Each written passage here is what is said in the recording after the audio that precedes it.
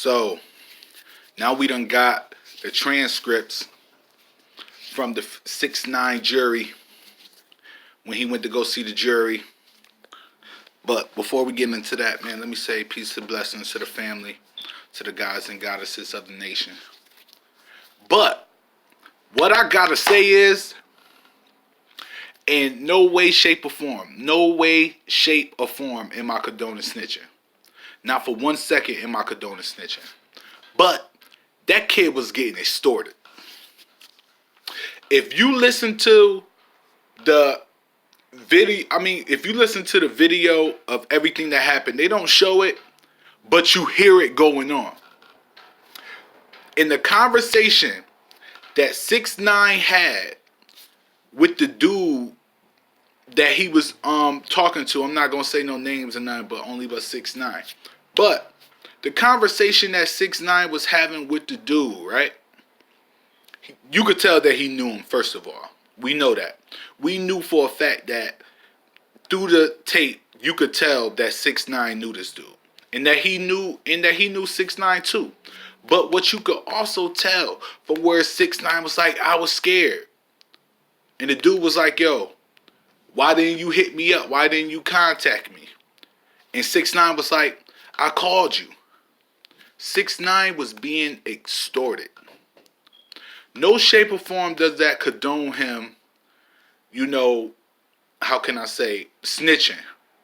Nothing condones you snitching. But that kid was being extorted. They was taking all that kid money, running with all his change, doing all his business, while portraying to the public that they was like sort of like his homeboys and his bodyguards. When all actual fact, them dudes was extorting 6ix9ine for his money. That's why he went public. He was scared. He knew that they was going to try to kill him. When they dropped that news that the dude said we about to super violate him, 6ix9ine had already knew about that weeks in coming. You got to think about how everything transpired. He got robbed, kidnapped. Next thing you know, you hear about the feds investigating. Next thing you know, he firing all of his people. Next thing you know, he going public, going Breakfast Club. Next thing you know, you hear about him getting arrested previous to the Breakfast Club and then getting released. He said in the jury that the day after that they contacted him that he agreed to testify against Shotty and all the Billies. This was something that was in the making. It may not have been Shotty that was smashing Sarah, but one of the homies was smashing Sarah. And they was extorting this kid. They was getting him for all his money. Now, for 1 second, do I say that justifies him ratting? Because if you live in a life, if you portraying to be the person that you were portraying to be, and you running around these streets with them, doing all of this miscellaneous shit, then you gotta hold that down, brother. But I can understand why he wasn't fucking with them, why he went against them, why it was a bunch of animosity at the end of the ordeal, because they were sitting up here extorting the dude. He said millions came up missing. And Shotty tried to portray like, oh, he was my little man, I had mad love. No, bro, you was taking that man money. Think about it. And this is where I blame Shotty them. And I'm going to always love BBA. That was my first hood. But you have to real recognize real and real recognize some fake shit. There's no way in the world, bro. I got this little nigga out here getting all of this cash. He dropping hit after hit. Think about it. The kid dropped 10 Billboard charting songs in a matter of half a year.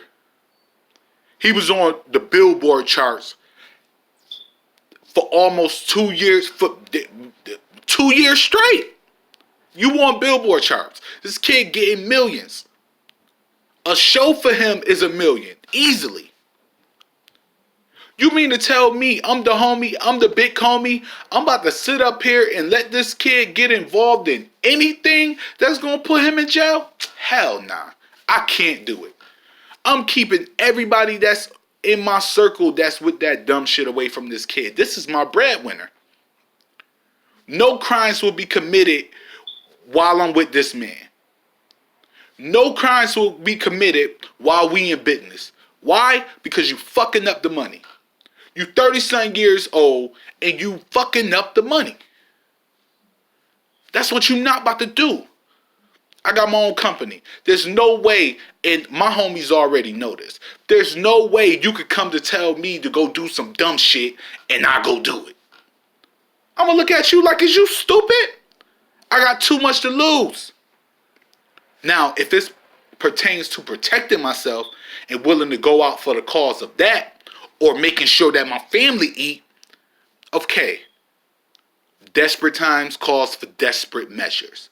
But if I'm eating, there's no way I'm about to let you come and fuck up anything that I got going on. Shotty should have had control of that. Mel Murder should have had control of that. These is G's. Niggas that been behind the wall, who dictate a certain policy that must be upheld.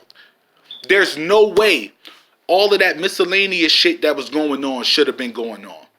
And yeah, I could say that niggas started beefing with 6ix9ine and niggas put in some work for 6ix9ine. That's cool, but that's interfering with your money. But if it's not pertaining, I'm not trying to sell no drugs. If I'm getting money from the music, why am I selling drugs? Why? Why am I robbing people? Why? There's no reason for that when I got $1 million gold nugget that's standing right next to me and willing to do each and everything that I say. I'm with him wherever he goes. There's no way that in the world that I'm about to mess this up. So to be honest with you, I blame Shotty them.